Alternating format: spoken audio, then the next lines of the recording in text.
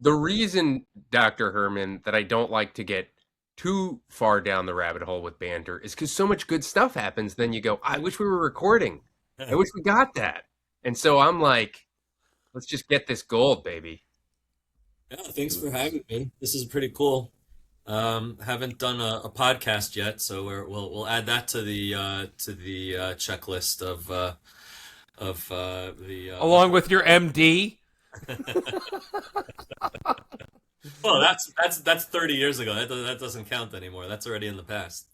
And I don't think we've had a doctor on yet. So Oh, I did cool. have this rash that I want. No, Yes, we Yeah, have. story of my life. Milowski. What's wrong with you? oh yeah. We had a pediatrician on like within weeks ago. Usually he's doing my. That's not a fan. You know what? It's a good point.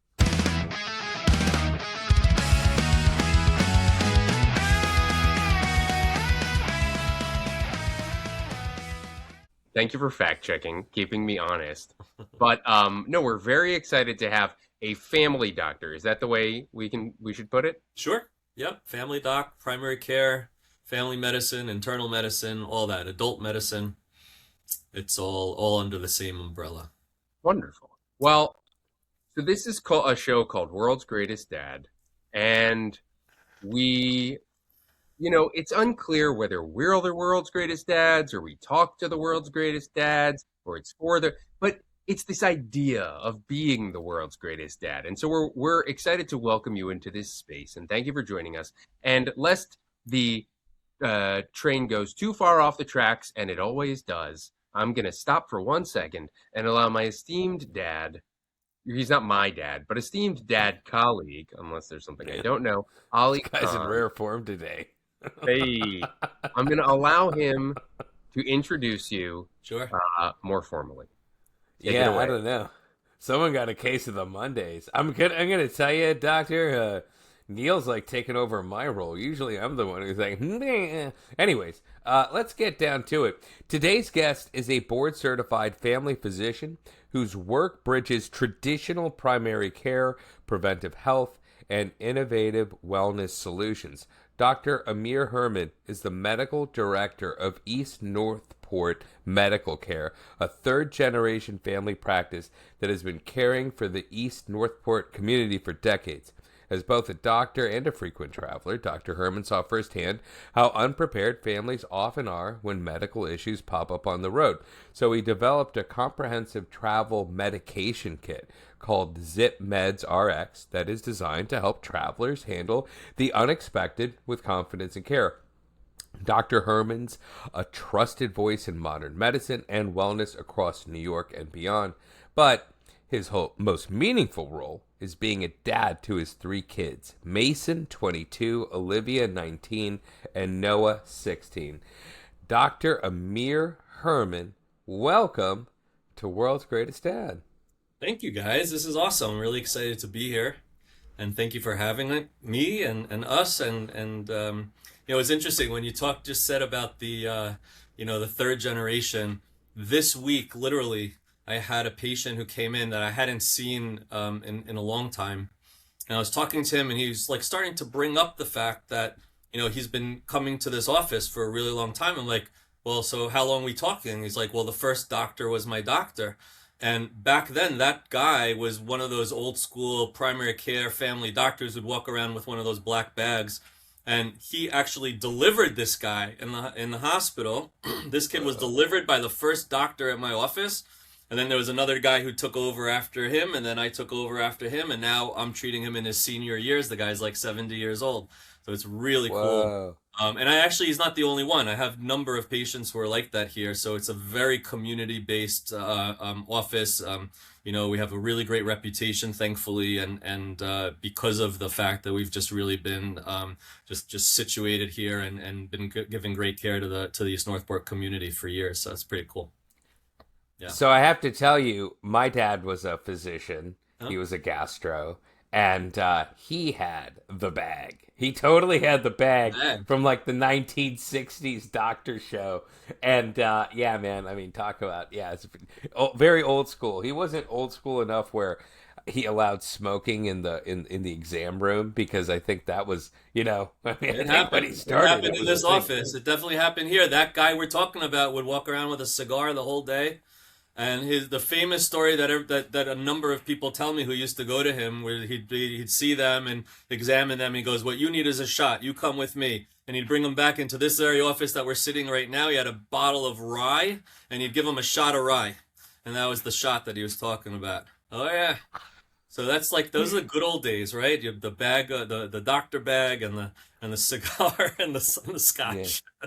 yeah, And yeah. now the doctors who come before you, they're not your relatives. They were just Yeah. other doctors in the practice. So what does that mean, third generation? Like, how does Third that work generation. when Like it's not I'm a the young guy family? now, but I discovered the practice through the pharmaceutical reps who are fantastic. They in my previous job when I first got out of my residency, I was working in urgent care at an urgent care facility, and I knew that that wasn't the ultimate goal in my life. I wanted to be my own boss. I wanted to have my own medical practice. So all of these pharmaceutical reps used to come all the time, and I know that they went all over Long Island. So I said, if you happen to know anybody or walk in on anybody telling you that they're looking to sell their practice, let me know. And I got a call one day. They said, call this guy. I called him up and I said, I'd love to buy your practice or at least see your practice. He said, I'm not interested. Have a nice day. Hung up the phone. And then 6 months later, the guy called me back and said, you still interested in that practice? And so the rest is history. I came by and I purchased the practice from him. And yeah, it's been here since 2009. I mean, pretty When cool. you say purchase the practice, Yeah. uh, what does that mean? You're buying the building, the name, the client list. I mean, how does that even work with doctors? You are the doctor. You Like, are how the do you doctor. buy the practice? It's changed a lot. That's evolved over the years and how that's looked at. I don't even know how that would happen nowadays with corporate medicine being all the rage. Back then, it wasn't really the case yet. So there was a formula. It's like if you make X amount of money every year, your gross, you take X amount of the gross and divide it by this and multiply it by that, and that's the number. That was the formula. So you basically, the guy is happy to hand off the practice to you, and all the patients, he basically says, you're going to start seeing this guy instead of me. Have a nice day. And thankfully, I was able to carry it on and keep it going and grow the practice from there. So thankfully, very grateful and so lucky and grateful to and thankful to have fallen into this practice. And the people here are amazing. My patients are awesome, salt of the earth, the best people in the world. They bring me eggs from their chicken coops. They bring me tomatoes and peppers from their gardens every year. And there's a lot of love in this practice. It's very cool. Where is Northport? I don't know nothing. We're in the middle of Long Island, basically. So if you know Long Island, you'd know like Comac, you'd know Huntington. We're somewhere in that ballpark in that area. It's literally it's at the start of Suffolk County, which is the East County of Long Island. I guess, I descend from Long Islanders. My mother grew up in Plainview, Oh, okay, yeah, and my father grew up in Westbury. yeah. So yeah, So like 10 minutes, 15 minutes from there. Not bad. so people have farms and stuff. How are they giving you chickens? Like, how Yeah, does that work? there are so many people with chickens in their backyards. You don't need a farm. No, they Oh my just have God. That's like they, I live in Austin and that's how these old hippies are. They're yeah. like, you walk past a house and you're like, "Hey, guys got a chicken. You guys got a chicken." Yeah, Yeah. well, I have their eggs, and those eggs are really good. Yeah, if you open up an organic egg that just came out of a chicken yesterday, that's it's a whole different world than buying it at the supermarket. It's like it's not even an egg. Like you don't even know You what know an egg. what? Try this. I want to ask you this, and then Neil's got actual proper Real questions. But questions? Okay. being someone who had a dad, and who came from the old era, and like was the man vilified eggs. He was like, "Oh, it's loaded with cholesterol," and it was in the '80s. It was like you can't eat eggs and red meat and all this stuff, and he actually suffered from heart disease, and despite his best efforts, yeah, it just was a serious ongoing problem with him, despite his best efforts to go dietary route. Right? What has the thinking changed? Like, are eggs okay? Am I okay eating the yolk? I just had You are a you are one egg. totally okay eating eggs.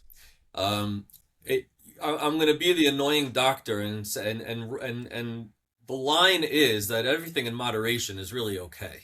There's if you're going to have 10 eggs a day, no, I mean, how could that ever be good for you? But having a couple eggs every day, we have we've really learned how to handle cholesterol. Believe it or not, about 80% of a person's cholesterol, when you're measuring the cholesterol, is actually being produced by your own body. Only about 20% or so when they're measuring it is what you're taking in. So just from that ratio alone, when people come, oh, my cholesterol is, 300, it's all crazy. And all I eat is, celery sticks all day long. How the heck is that happening? And there's a very strong genetic correlation between cholesterol and you. And not every person with cholesterol of 300 is going to end up with a heart attack or blocked arteries. There's so many different factors that go into that. And luckily nowadays, there's better and better technology and medication, pharmaceutical options to help to mitigate most of the risk when it comes to that. It's just the bigger challenge is not that. The bigger challenge is getting through to somebody that they do need to take a medication and that they need to follow through and be consistent. Primary care, at least from my seat, is one part medicine and about 100 parts psychology and being a cheerleader and encouragement and being able to listen and react and respond to what the patient's telling you and understand where they're coming from and why they're giving you a difficult time about why I don't want to take the statin, why I don't want to do this or that, and being able to have the room and the space to be able to listen to what they say and not say, well, I'm the doctor, so you have to listen to me. Everyone's got a story. Everyone has a reason for why they feel a certain way. Sometimes it's just they don't know better, and sometimes they might have a legitimate reason as to why it's not appropriate for them. And if you're gonna kind of blast through every patient and treat them exactly the same way, you're not going to have a third generation office that's doing well. You're going to have people, losing patients because you're just not giving them the right type of respect that they're due. And that's really the basic tenet of primary care in my mind, is to be a very strong supporter of the patient, to really listen, and to understand that my head is supposed to fit through the door. It's not a dictatorship. It's a relationship that, yeah, okay, I know a little better than you do about medicine, and you can chat GPT all you want, but I've been doing it for 20 years, so I should have a little bit more experience in the context of what we're talking about. But you can very well have a really good point that I may not be thinking of at that moment.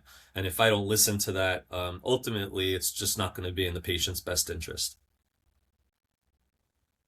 So you've been in this practice has been around for 70 years, and you've been with it for how many years?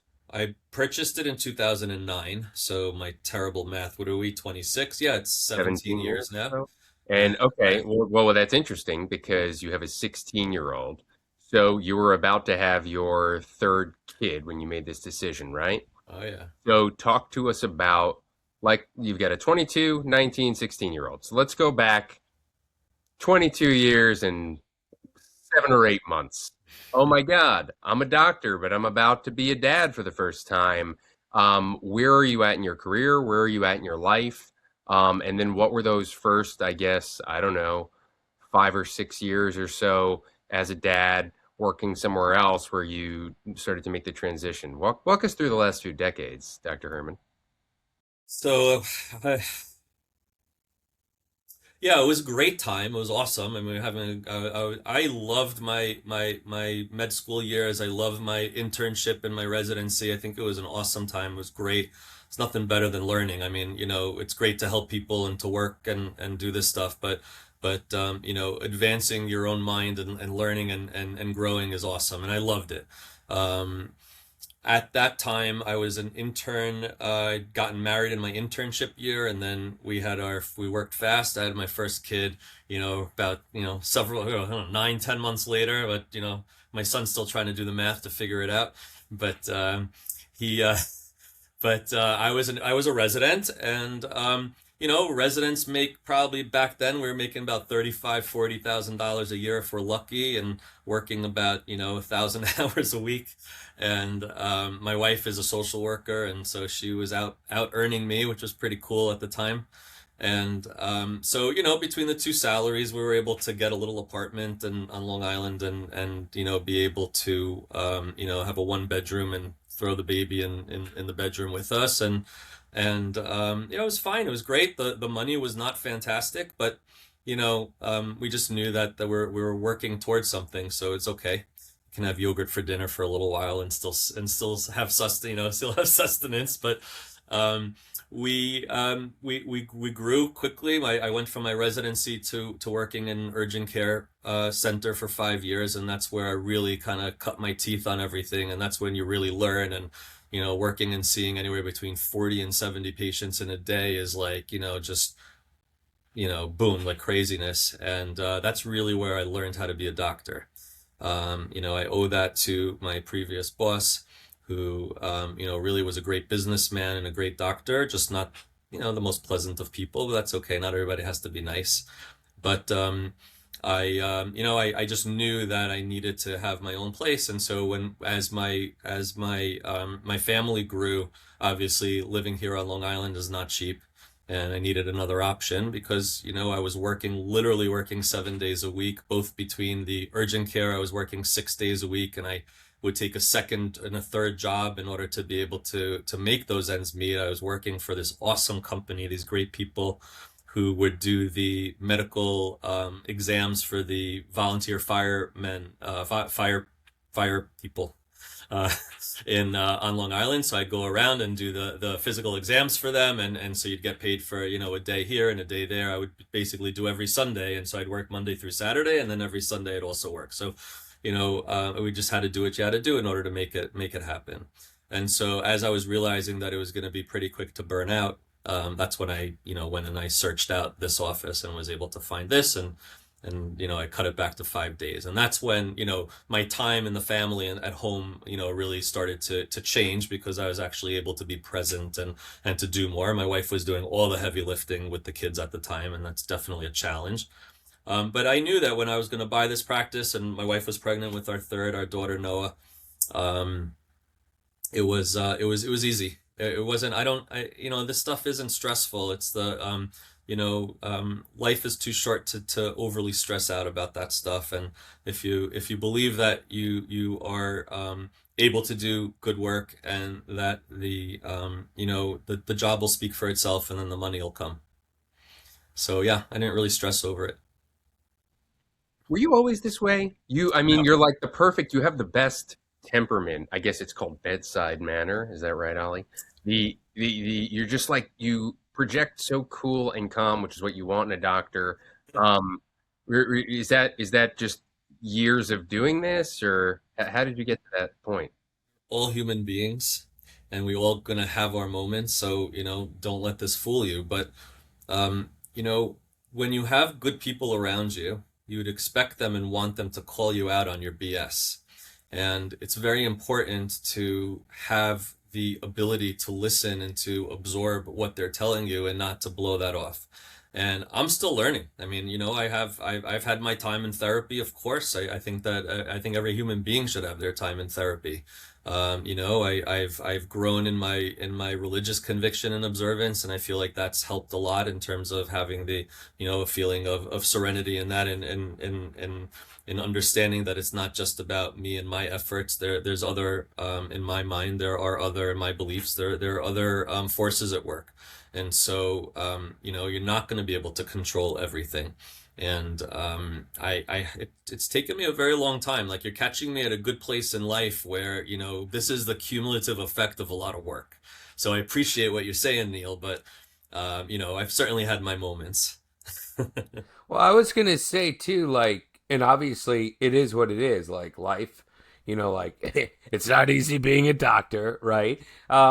Take us back to those kind of earlier years when, your wife, as you said, was doing a lot of that heavy lifting. You were obviously doing heavy lifting of your own and trying to get yourself to where you're at now.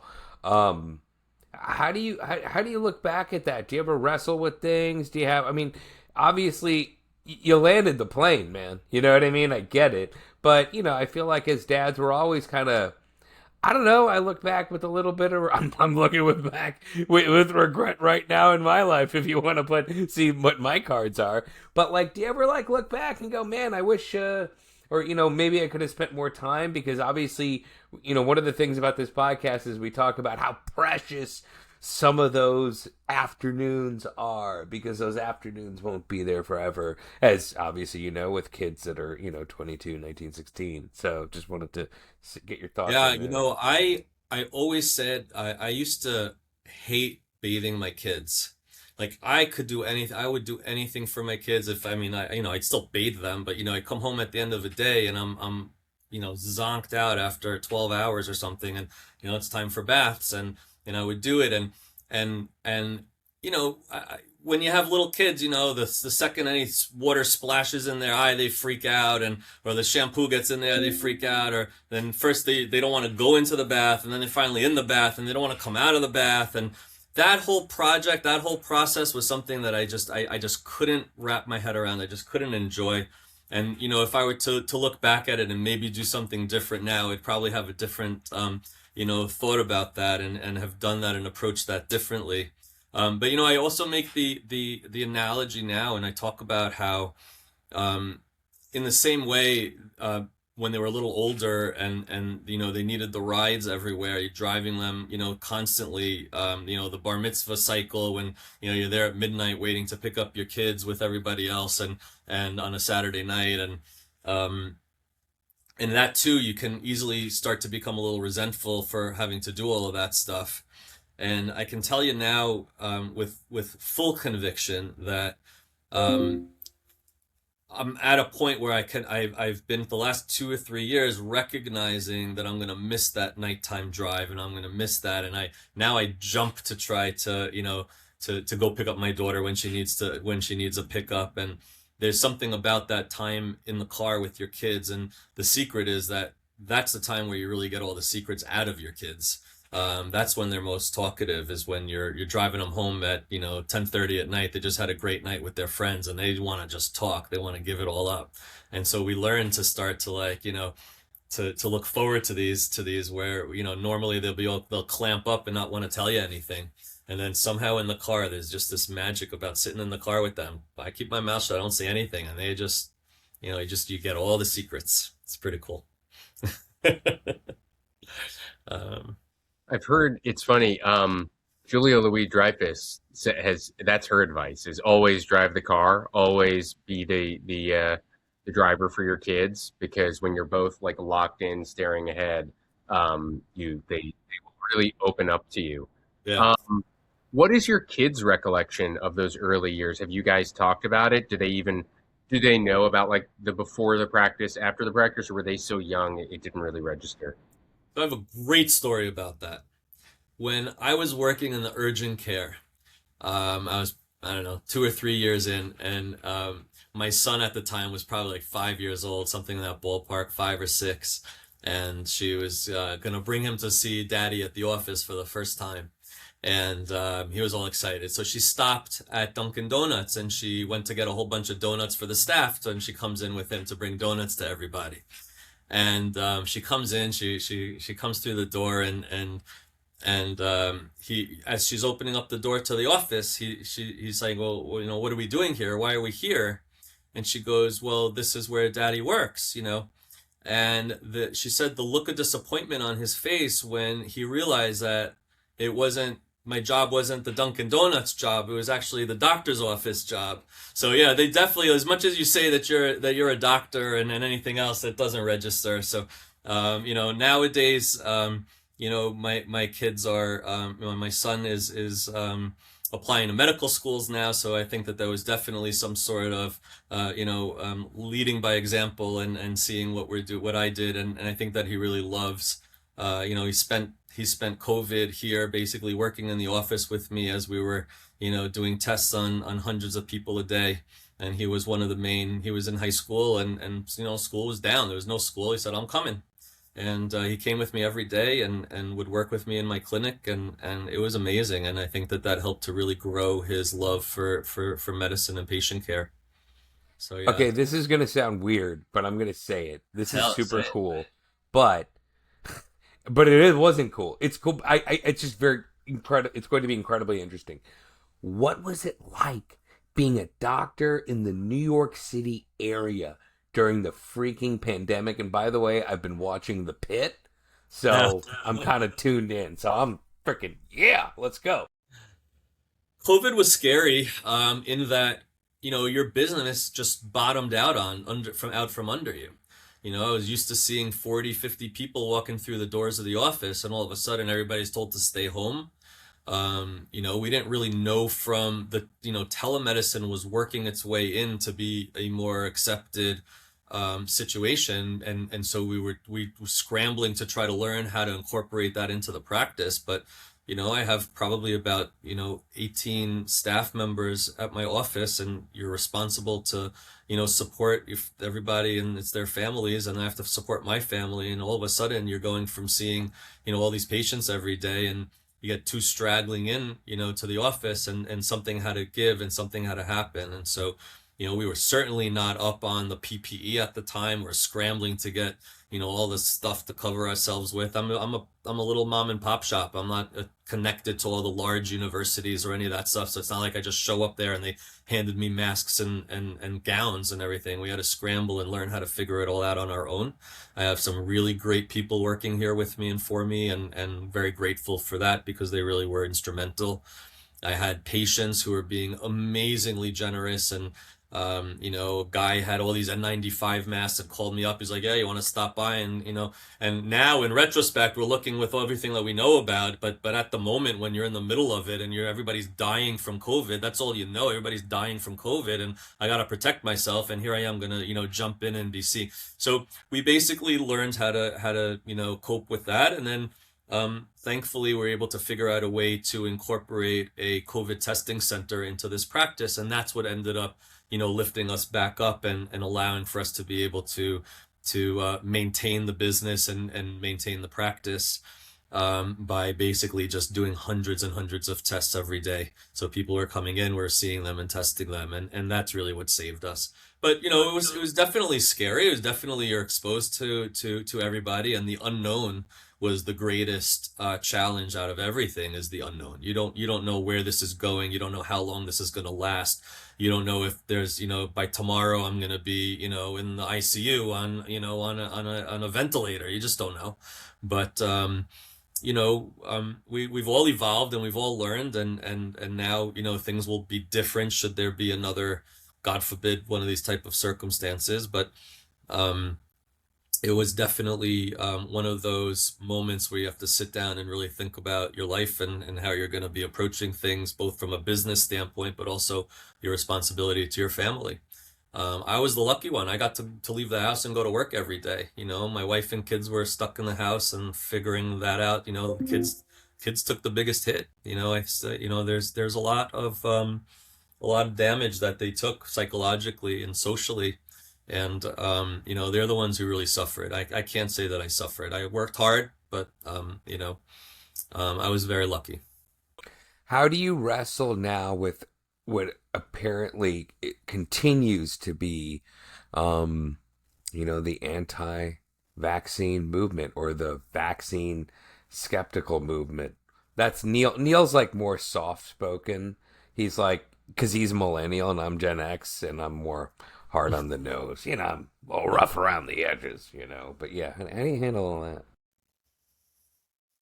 You got to know the patient. You got to know who you're dealing with as a patient, and you have to also understand where they're coming from and how far you're going to get with them.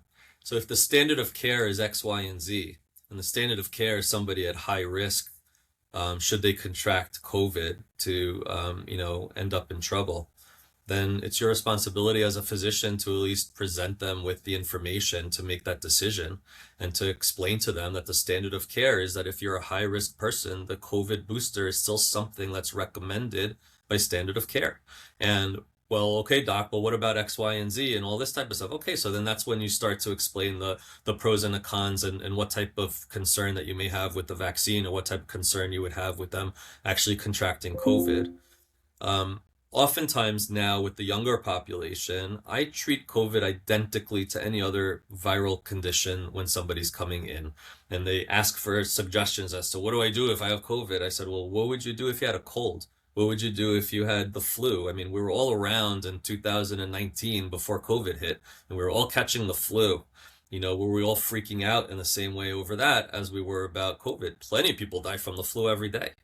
So, it's really making sure that you're reading the person, you understand where they're coming from. You're going to have people that are confrontational from the get-go about anything that you suggest to them, and they're going to be people who will lap up anything that you tell them. And so, where that balance is the way to go. And again, this is not an urgent care. This is a family practice. Sure, I get new patients on a regular basis coming through, but the bulk of the people that I see on a daily basis here, I've had a relationship with, and I know what to expect out of the conversation, how that's going to likely go. Yeah, everyone throws a curveball every once in a while, but yeah, you have to toe both lines, because both may have merit.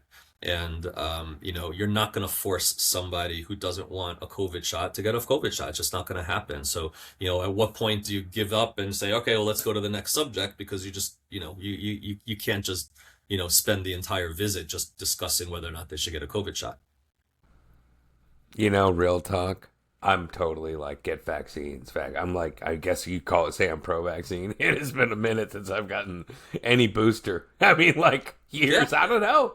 I mean, yeah. I'm not avoiding it, but it is. It has also become less of a thing. I don't know. Less of a thing. Plenty of people get really, knocked out from the shot. I mean, whenever I did my shots, I was in bed for a day afterwards. It's like people don't want to feel that way.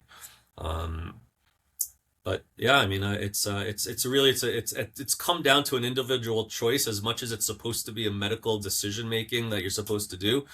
A lot of medicine has come down to personal choice, and a lot of medicine has come down to what does Dr. Google or Dr. ChatGPT tell the patient before they come in. People will come in with like, papers and papers printed out from everything. Well, this says this and this says this, and it's like learning how to navigate the Dr. Google crowd too. Neil, I'm putting some chips that you may have come in with some. What? You have a printer at home. I'm sure you went into the I do have doctor's a printer, office going, but but what about this? I'm low on ink, so I would just bring my iPhone. But it's interesting. I mean, like, I I guess so much of it just boils down to trust, right? Because everybody says do your own research, do your own research. That's kind of they become like the hot button phrase that essentially, I guess, is like a stand-in for anti-intellectualism. But with the do your own research crowd, I mean, I think part of it probably I'm just guessing here comes from the intersection of medicine and capitalism and maybe some of the bad nefarious things that it's like it's not a zero sum game like big pharma, some of these big companies, there have been cover ups, there have been times where they put um you know corporate interests before people.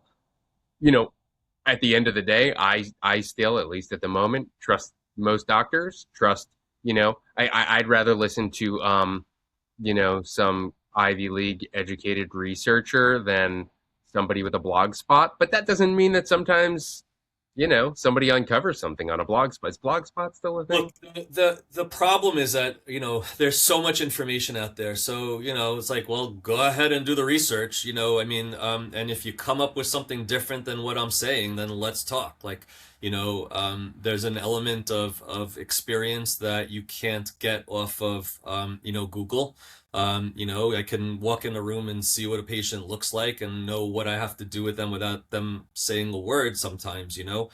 So there is that, and there's also, not every doctor can know everything, and so you have to be able to accept, and listen again to what somebody is saying. Well, I looked this up and it said X, Y, and Z, and so okay, well, Dr. Google said it doesn't mean it's true, but there's a possibility that they came up with something good that I haven't thought about. So, I'll listen, but you know, when it comes to the basic day-to-day primary care world, there isn't so much going on from the standpoint of there's cutting edge research about X, Y, and Z.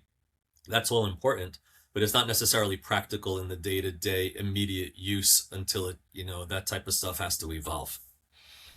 What did your dad do? Was he a doctor? No, my dad was actually started out as a photographer for the Associated Press, and he was living at the time. My father, great guy, awesome sweetheart of a person, was growing up in the Vietnam era here, and ready to get drafted to go to Vietnam, and said, "That's not me. I'm not doing that."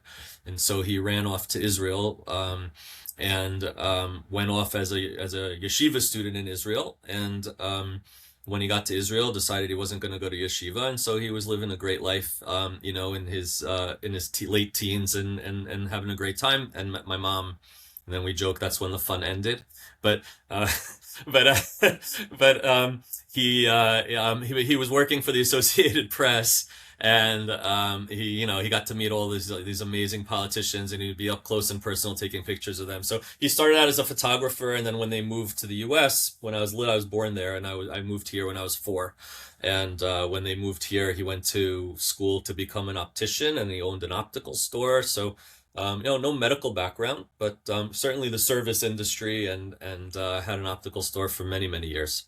And he worked really hard, and so I definitely learned my work ethic from him. He was working 6 days a week, and unfortunately couldn't make it the way that I'm able to make it to my kids' things. He couldn't make it on a Saturday to something that we were going to do, and he was at work, and he had to do what he had to do. So I appreciate that. He gave us the opportunity to get to where we are, myself and my brother, and I certainly would never even think about holding it against him. I mean, it's we all have to do our thing in order to provide for our family, and he definitely did it. And I really learned from example from him, and I'm not afraid to work hard. That's just part of what we do, and I think that I've really passed that down to my children as well. My kids are thank God, just hard workers doing really well. And like I said, my son will be going to medical school, and my daughter is a sophomore at University of Maryland, doing amazingly well in psychology. And my baby Noah, she's 16 and working hard in high school. So they know that they have to work. It's not just going to be a handout. Well, I'm really curious about the way you're talking about, like he missed some of my things, because I'm 40.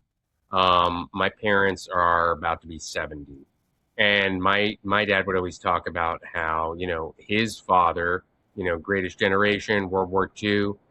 He never came to anything. Like, my dad played tennis. He never, he was, I don't think I think he said he maybe came to one of his matches ever. But there was a different expectation. Similarly, he worked nights, he wasn't around, like, worked his body to the bone. And then my dad, by contrast, was way more involved, but like wasn't at everything, but like certainly school plays, concerts, games, whatever. Like he'd be there. And then me, I like said to Ali the other day, I was like, we can't record next week. I got to go chaperone a field trip. Like I am like literally at the school. And so and then part of that is sure personal, but I also think it's the expectations have changed for what a father does. How has that evolved? How has your role evolved as a father over the last 22 years? Like, what do you do differently now? How do you see the expectations have changed for you from when your kids were born? I know you didn't love bath time, but I mean, certainly dads who have newborns today are Yeah, expected to do a lot more than, even you were when your oldest was a yeah. baby. So can you talk a little bit about that? Well, I mean, at this point, they're so much older and self-sufficient, so your responsibility is more of like psychological support and financial support. But you know, just because I didn't do bath time, of course, doesn't mean that I wasn't doing everything else. And I was just still doing bath time. I did bath time, but it It's wasn't my just stuff. favorite thing to I do. get it. Yeah. Uh, they I again, it's like you learn. Every kid is so different. They come from the same parents, in my situation, but they're completely different personalities, and where and one is male, my son, and then I have two daughters, and even within the daughters, there's so many different different personalities, and they are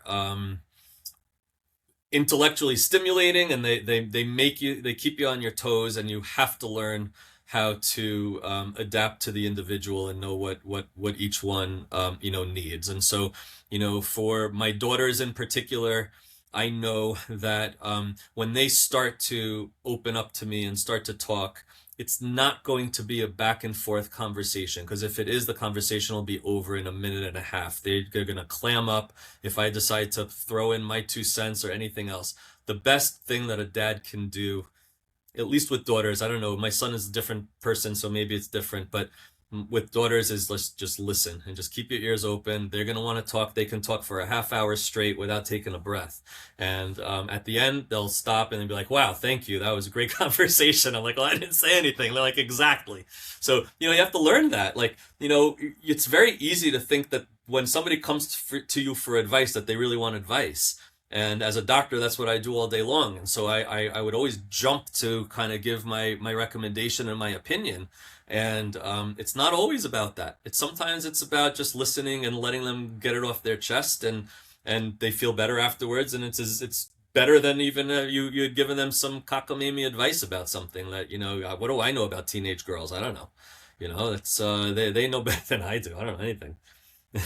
So they figure it out. They work it out.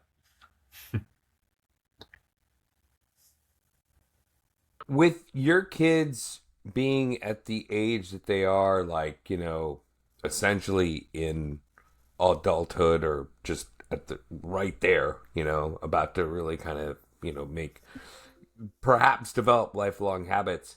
I'm kind of curious, especially with, certainly, not that you have to wait till college, but have you talked to your kids about, here's a big one because my kid's about to start high school, substance abuse?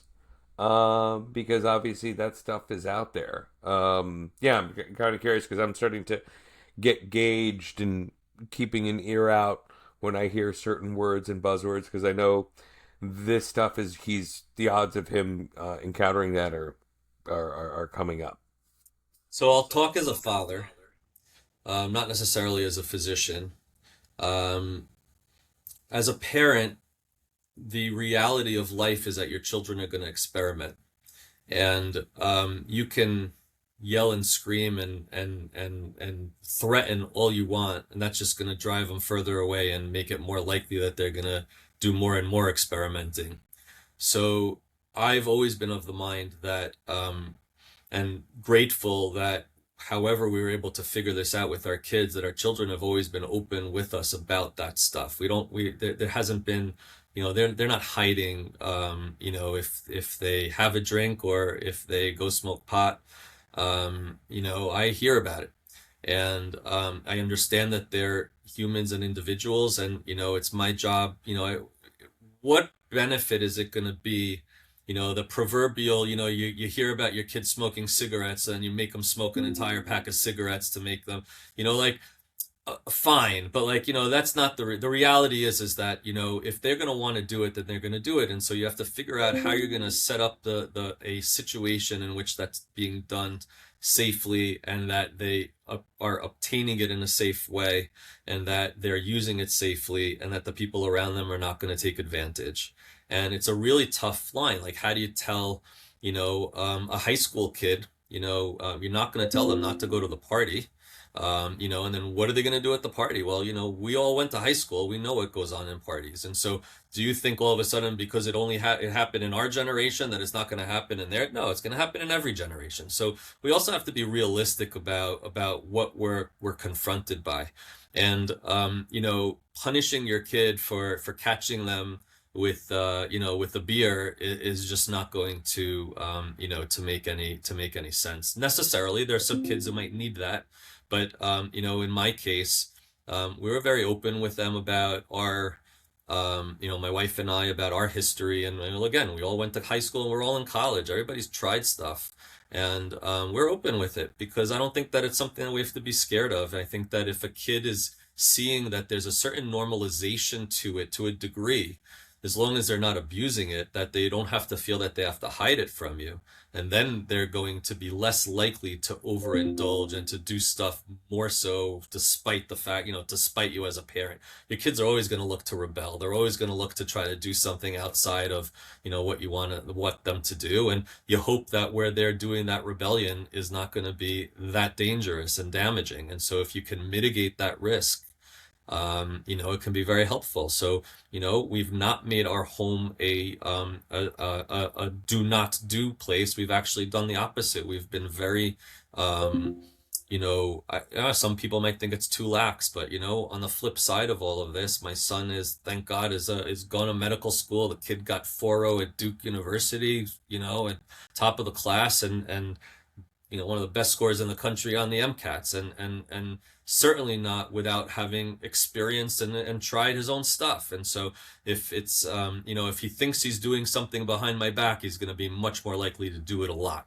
And if we were like, if it's not taboo, then why does the kid want to do it?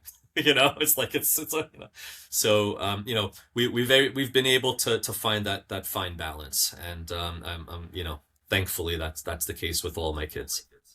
Also, I guess as a follow up too, because beyond just the experimentation with illegal substances or controlled substances with age limits, um, I'm also kind of curious. Just I think part of the conversation now is we had a dad on who was like, when his kids went to college, he's like, I'm going to pay for your college, but you're on my scholarship. My scholarship comes with certain requirements, like you have to maintain a certain GPA, you have to exercise, and you have to call us, right? So, as a physician, like you are a board certified expert in healthy habits, right? So, is that how do you approach that? I'm kind of curious because that I can say for myself, having a dad who was a physician but was also came from frankly the third world, an immigrant. Like he never worried about the fact that I didn't really do sports. You know what I mean? He's like, that's not important. The important stuff is if you become a doctor. So I'm kind of curious, like, how you approach the habits of instilling wellness, health, especially when they're out of the house and maybe not tasked with having to do, say, high school sports and be in that routine. No, it still has to boil down to the individual kid and knowing what their personality is like. My son, for example, I mean, he exercises more than, I mean, he's at the gym every day of his own volition. If he, it's a lot of people exercise is a mental health, necessity as well. And I notice if he's not exercising regularly that he starts to seem a little bit down. And so, I never had to force that on him. My kids are, conscious of the fact that they also want to look a certain way, which, okay, I mean, that's not for me to decide one thing or another. And they understand that, there's only really one way for you to get that other than shooting up Ozempic. You have to do the work. And, they are thankfully been pretty self-sufficient that way. And we don't really have to push them to work in school because again, leading by example, they took it upon themselves and they're hard workers. Now, that's the case for my kids. And if I had a kid that wasn't a hard worker, then I'd have to sit on them a lot harder and make sure that they're accomplishing their tasks, and that they're getting stuff done. Because if it's not, then, then we're not doing our job as parents. But again, you have to really recognize the individual kid and know what you're working with. But I don't put those type of I wouldn't put that type of a requirement on my kid. You got into school, you want to stay in school, you better stay in school. You got to do what you need to do. I'm not, I'm your parent, but I can't sit here and micromanage your day and make sure that you're sitting and studying when you're in college. You want to be successful, it's up to you. You got to do it. If you're not going to work and do it, you're not going to do the job. It's not just not going to happen. And so, I've never had to sit there. I mean, the truth is I wouldn't know how to get on my daughter's the app for the high school to look at their report cards. Like I never saw their report cards. I don't know what their the principal's name is or the teachers for the most part. I wasn't going to school on the parent teacher nights and everything else because they just expected them to accomplish what they were accomplishing. And granted, my wife definitely did go. So if there was an issue that it was brought up, but they knew what the expectation is. It's pretty laid out pretty clearly to them, but not necessarily because I said it to them, but because again, it's leading by example. If they see that like I'm working all day long, and then I come home and got a stack of charts and labs that I'm sitting there and doing, and they see that on a regular basis, and I'm committed to my job, and it really does tend to trickle down, and it has an impression upon your kids. I think you got this parenting thing down. Like I'll It's have what it's the Hermans it's are a having. ride, man. Ali, man, it's a ride.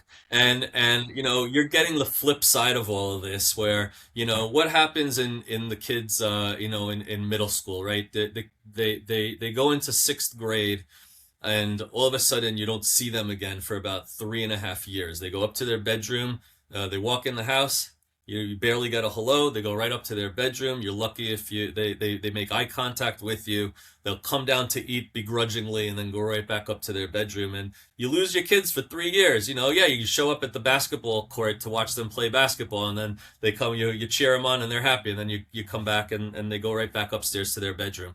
And then all of a sudden there's this magic veil that lifts when they hit the middle of 10th grade, towards the end of 10th grade, and all of a sudden, this is, thank God, happened to all three of my kids, where they disappeared on us, and then all of a sudden 10th end of 10th grade starts to come around. Maybe it's the college prep that starts to happen, where they realize that they're not going to be home forever and that they're going to be leaving the house. Maybe I'd love to think that that's the reason, but the middle school is the worst thing in the world. There's nothing worse than middle school for kids. I mean, the social pressures and everything else is just horrible. And so the kids don't have a great experience generally on a social, people turn on you on a dime in middle school, and the cliques and all these friend groups and all this type of stuff that happens is just miserable. And all of a sudden it really just turns around, and all of a sudden they walk in from school, they look you in the eye and they say hi. You're like, "Whoa, nice to meet you." Like, where have you been the last 3 years? And it really can turn around once they hit that age. So there's that little gap in between though that that's a challenge. Did you know? Yeah, I mean that's you're preaching. I'm in the trenches with that right now. Yeah, it's like you knew. We did want to obviously talk about this new exciting endeavor of yours. You want to jump into Zip Sure, Meds? my pleasure. So I've been obviously a parent now, a dad for 20 something years, and as a physician for that period of time, I recognized back then that I need to travel and have myself and my family covered. So basically, back in those days, I would do this. I'd be walking around, going and taking the trip and doing this. This looks familiar. Like everybody has their bag o' meds, and they would, I'd take all these prescriptions with me, and certainly, just like I'm sure a lot of you guys do, you go into your medicine cabinet, you open up, and you're like, what's here? It's all right, this expired only 4 years ago, so I'll take this one because the other one expired 6 years ago. And you carry it, it all goes into the bag, and then you take it with you on your trip. So it was working. It worked really well for me, and we've had to use them multiple times on our family excursions. And so there was an aha moment where I was throwing this bag. We came home from our trip, and I like pulled open the drawer in my bathroom by my vanity, and this is where I always leave it all ready to go. So I dumped it in there, and I didn't close the drawer well, and it popped back open, and it was like sitting there and staring up at me, and just I don't know, something just like zing, it just hit me. I'm like, people would want this probably. I'm not the only one who has got a family with kids who needs to cover it. So I had the idea. I put together the idea. I in my head, and I talked to family. I had a medical attorney I was talking to for other things, and made sure with him that it was okay. And he's like, sure, it's a great idea. It's fine. It's legal. You can prescribe for emergency use, no problem. And then COVID hit, and everything kind of fell by the wayside, and I didn't really delve into it that much. And it was always in the back of my mind, but I was always dealing with other projects. And then I had a fateful dinner with one of my best friends, Andy, I think you guys have spoken with Andrew, and we were at dinner, and I was just lamenting to him about the fact that I got this awesome idea. I know it can do well. I know it's applicable to every human being. It's not like, well, who's your population that you're targeting? Well, everybody. And so we talked about it, and I said, Andy, I can't. I have a full practice all day long. I got to go home and do labs all night long. I can't wrap my head around building a new business. I just don't have it. And then he's like, well, I'll do it. So that was probably one of the easiest partnerships that I've ever entered into. And Andy's been just like amazing, the most organized person I've ever met in my life, and responsible. And he's been instrumental in building this out.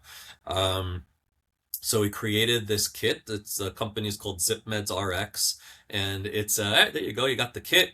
And it's got a whole bunch of medications in it. It has antibiotics. Most of the medications you will have heard of. You've heard of Augmentin. You've heard of a Z-Pak. Those are the antibiotics that are in every kit, unless you have a penicillin allergy, in which case we replace the Augmentin with something else. There's a steroid in there. There are eye drops for pink eye. There's ear drops if you have swimmer's ear. There's nausea medication. There's diarrhea medication. There's a ton of over-the-counter medications like Benadryls and Advils and Tylenols, all of that kind of creams. We have topical antibiotic cream that's prescription antibiotic, which is the generic for Bactroban for people who have serious skin infections. It can work really well for that, impetigo in particular. And besides that, we also offer an entire a la carte menu of added medications you can add to your kit. So the example I always use is asthma. If you have asthma and you need an inhaler for an emergency, you're going to want to have the inhaler on hand. And so you can always add the inhaler to the kit. There are people who are going on cruises. And so we offer the opportunity to add the scopolamine patch, which if you've ever seen anybody on a cruise or on a boat or something have that little round patch behind their ear, that's an antihistamine patch that helps to deal with seasickness. So you can always add that onto it. There's about 12 different medications. We put Valtrex if you get cold sores or you catch shingles. We put stomach medications to help with acid indigestion. We put we have a whole list of different medications that you can check out, zipmedsrx.com, and you'll see everything on the website laid out for you. But we found that these are the medications that tend to be the ones that people need, that they realize that they've run out of, or that they just need at that moment. Strep throat, you have an ear infection. Those are the normal things. You get traveler's diarrhea. Everybody has gotten hit by that at some point. Montezuma's revenge, right? So we have most of the things covered. Now, is it gonna, it's gonna cover you for, excuse me, what I should really say is that we have the standard medication kit, which is what, Neil, you just kind of held up there for everybody. And we've also included a separate type of kit that's going to be specific for college students. We have a college med kit. We know that college kids going away, not just to college, but also on their, semesters abroad, when they're going to Europe and etc. You want your kids to be covered. You don't want them to have to, run and figure out how they're going to take care of something when you're, 1,000 miles away. So what we did is we've incorporated, in addition to these kits, we've just in this last week signed contracts with a national provider who will also be able to provide in every state a teledoc service should it be necessary. So if you're on a trip and you're sick and you're not sure which medication to take from your ZipMeds kit, you'd be able to utilize our teledoc services, and they'd be able to, walk you through what's the appropriate medication to take under that circumstance. We certainly have plenty of literature available. It comes with a pamphlet. We have, all the information online if you wanted to learn about it. But at the end of the day, if you just wanted to make a quick call and speak with the doctor and find out which of the meds to take for your strep throat, certainly that would be readily available to you as well. I It's mean, funny. Go ahead, Neil. no, I mean it's so brilliant because it's like everybody travels, and not everybody travels probably as frequently as some other people who do it like maybe for their business, but like oftentimes, especially with young kids or just kids in general, you're like, all right, we've got this one or two big trips a year, or it's like around the holidays, and you're like, hope we don't get sick, or like, hope we don't get sick right before, hope we don't get sick while we're there. And it's really just this like magical thinking of like, all right, hope it works out, as opposed to like, you know, like essentially what is like a first aid kit. You're like, hope we don't need to use it, but if we do, we got it. And it's like now you have this thing that you can just throw in your suitcase and just, kind of like bring it no matter, and hopefully you don't need it. My question to you is, got this thing. How many years is this good for? And then let's say I use one, part. Can I replenish that part? What's the maintenance piece? Because obviously the goal is to not. Can you hold up that bag again? Yeah, this The guy. goal is to just make it so much easier so you don't Yeah. have that. But let's say I use one of the things they're low. How are we maintaining this? How often do we have to refresh it? How simple is it? Okay. So all of the prescriptions are good for a year. That's the average time frame that an average prescription is good.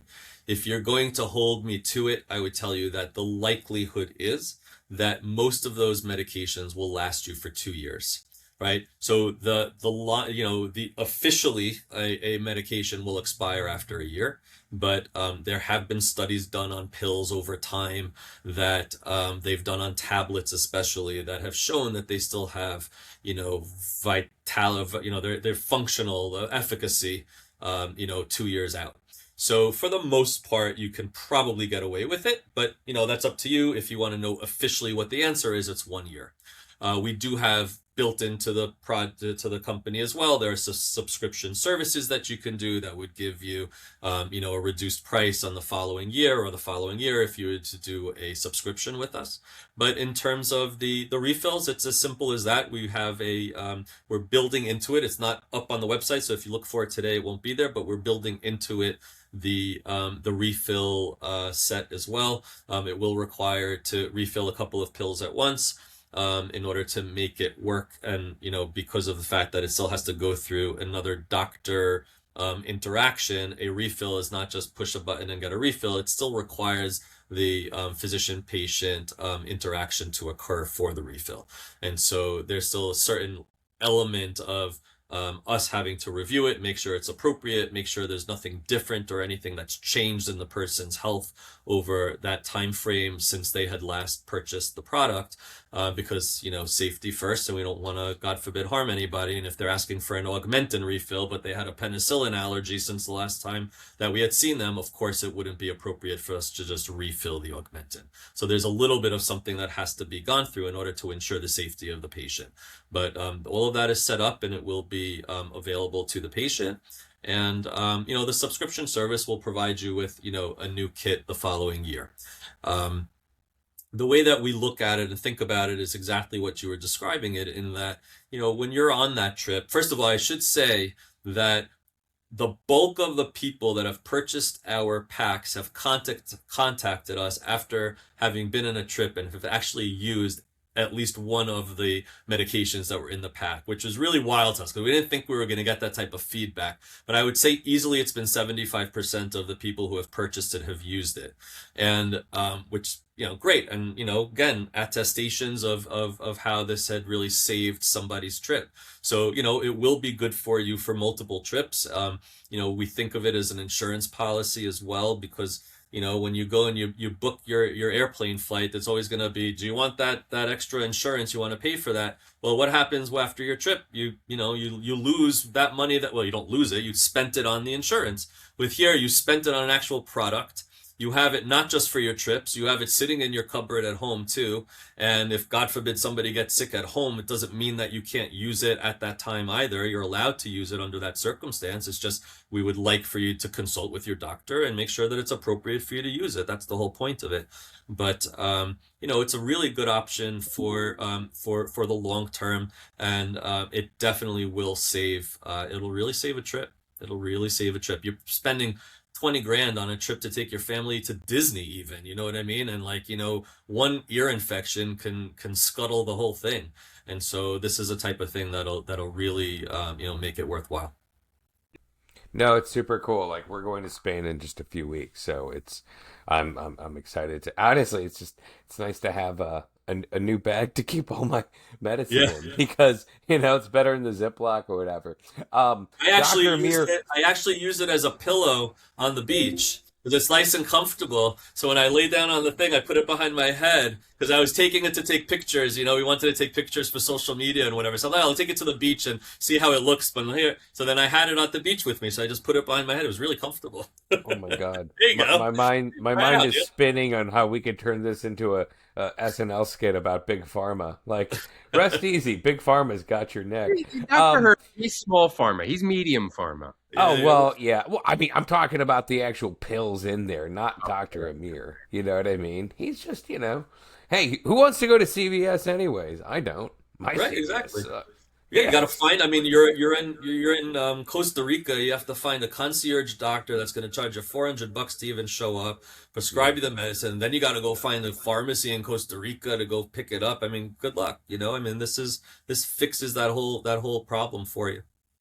Yeah. No, no, I have been there literally with Montezuma's Revenge in Cancun. My son and I talk about that Yes. fondly.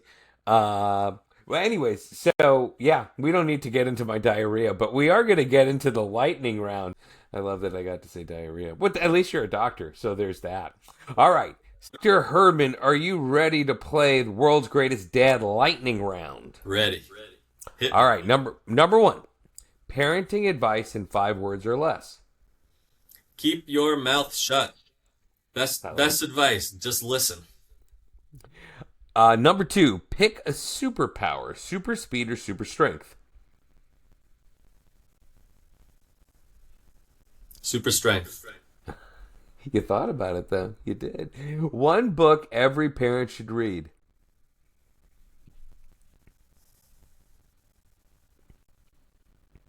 One book every parent should read. The Bible. Favorite movie to watch with the family.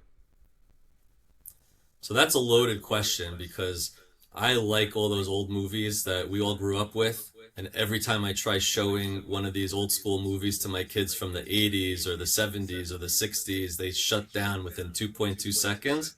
So I guess it would have to be something that from now, which I would just sit there and watch because I have to, because I'm their parent, but not you know, I don't know what's out nowadays, but back in the days, I mean, you asked me about Monty Python movies, or you asked me about, any of those kind of things. I love all that. Mel Brooks movies, but it kind of gets lost on this generation. All right. You're on a long drive. What's playing on the speakers?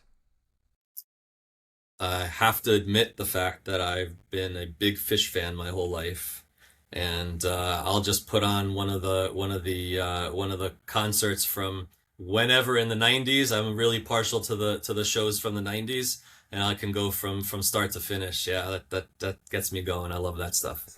Suddenly, a missing piece to the puzzle. Dr. Amir's a fish head. I, I I love it. spent New Year's Eve in at MSG. no, no, no, Yeah. no. Yeah. In Florida in 2000, it was in the Everglades. I forgot what the name of the show is now. I'm blanking, but it was like a 2, 3 day concert that they played. It was awesome.